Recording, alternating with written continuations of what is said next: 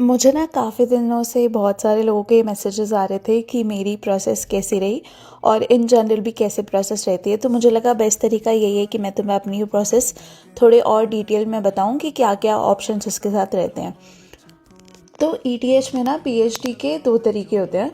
एक होता है कि तुम डायरेक्टली ओपनिंग के थ्रू कर दो, मतलब तुम वेबसाइट पे जाओ, वहाँ पे तुम्हें दिखेगा कि किस किस लैब्स में ओपनिंग है और उनका कोई एक प्रोजेक्ट डिफाइन होता है जिसके लिए उन्हें पीएचडी का बच्चा चाहिए होता है। ठीक है।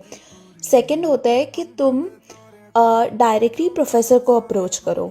तो वो तुम कभी भी कर सकते हो, मतलब ऐसा कितनी बार होता है कि पीएचडी की ओपनिंग्स होती हैं बट वो वेबसाइट पे अपलोड नहीं हुई होती हैं। तो आई वुड सजेस्ट कि जिन प्रोफेसर के अंडर तुम्हें एक्चुअली में तुम इंटरेस्टेड हो उनको तुम डायरेक्टली मेल करो।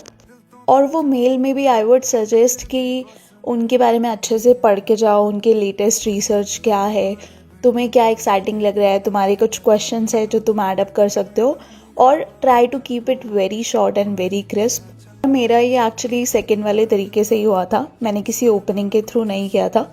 तो उस ओपनिंग में भी जनरली ऐसा रहता है कि वो तुमसे मोटिवेशन लेटर, तुम्हारा सीवी, तुम्हारा रिकमेंडेशन ऑफ लेटर, ये सब चाहिए होता है उन्हें। अगर तुम डायरेक्टली प्रोफेसर को अप्रोच कर रहे हो ना, मेरे पास कुछ टिप है तुम्हारे लिए कि एक काम करो, उनकी लैब में जो पीएचडी हैं, उनकी लैब में जो सीनियर रिसर्चर हैं या पोस्ट डॉक हैं, उनको पहले कांटेक्ट करो।